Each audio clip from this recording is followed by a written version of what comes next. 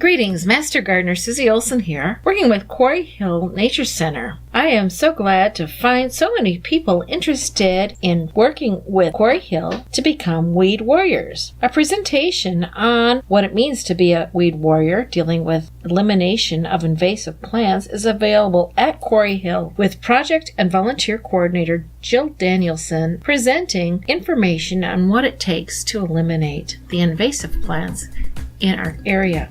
Let's take a look at the invasive plant garlic mustard. It has distinct white flowers with 4 petals and has these unique fruits on them called saliques, which are quite distinctive. Again, one of the first. This is a biennial plant, and what happens is it first germinates early in the spring around the 1st of April and emerges, and what we see with the seedlings is we tend to see a carpet of seedlings that occur. As you can see down here, take a leaf, crush it, smell it. It typically has a unique garlicky type odor to it that is quite distinctive.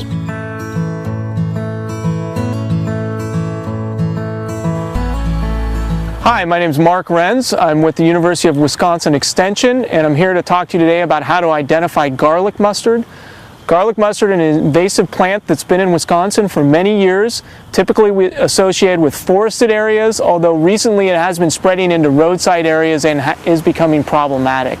It's fairly easy to identify because it has unique characteristics and it's one of the first to emerge and start to flower in the season.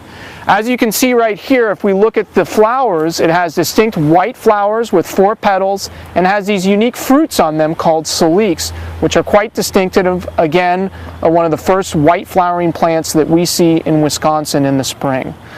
Looking back though, this is a biennial plant, and what happens is it first germinates early in the spring around the 1st of April and emerges, and what we see with the seedlings is we tend to see a carpet of seedlings that occur, as you can see down here, dominating the understory. And this is another present in the root. Some people refer to it as an S, and this is another key characteristic. This one actually doesn't have a great example of the curve. A lot of times there's just like a little bit of a curve right in here. It looks to me like maybe this was pulled once already and they didn't quite get the whole thing because it's pretty hefty root, and we're missing that curve a little bit. But so you'll definitely want to get at least to here. That should do it.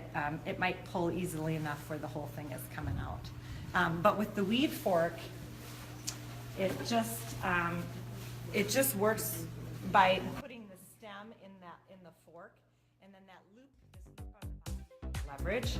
So it's here's our second year plant.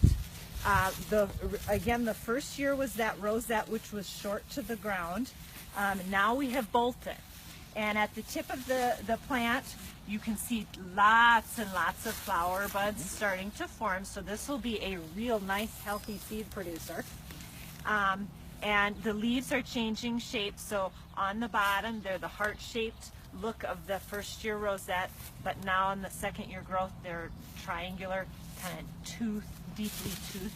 When they're smaller, they're easy to get confused with some of the other plants. Sometimes people are just learning them, think maybe it's resemblant of violet or mother's wort, if you're familiar with those, or even creeping Charlie has kind of the same leaf but a very different and shape. So these are the ones we are after. These are our seed producing plants that are kind of regional here.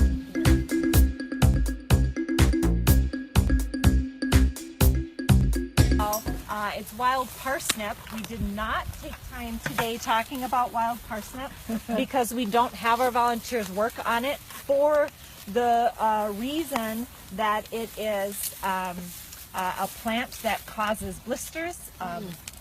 It reacts with the sun. The oils in the plant will react with the sun and your sweat, and you'll get some doozy blisters. It's the plant that gets tall and has the yellow umbel of flowers, very much a meadow, open sun area. We're able to manage it pretty well with our prescribed burns in the areas that we burn. But so this plant here is one where you would not want to, especially barehanded, pick that one up and remove it. So it looks very different than our garlic mustard, but it is. Beginning of one Yep, of them? you got Okay. it. Yep.